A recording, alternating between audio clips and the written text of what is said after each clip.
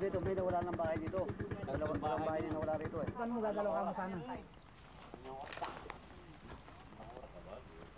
O yun, nilasaan ko na yata. Talagang sukal, yung...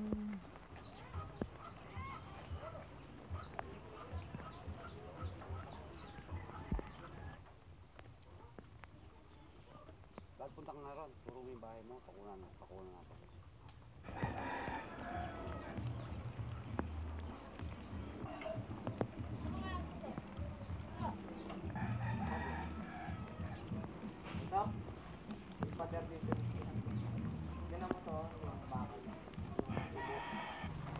Hating gabi, bumuso yung malakas na ulan.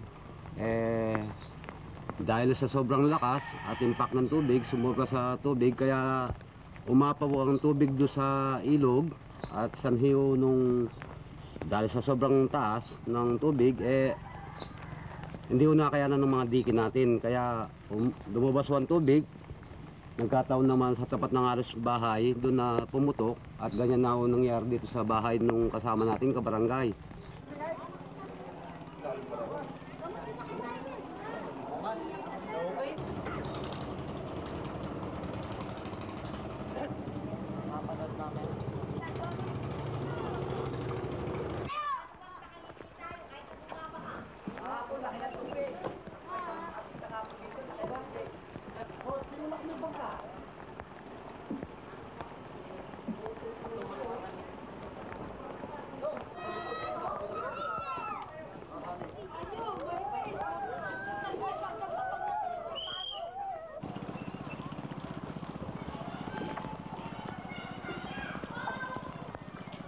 Mas grabe ngayon ang pagbaha dito sa Kwan. Maraming mga lumubog na plaisdaan, mga bahay. Pero noon, hindi naman ganyan eh.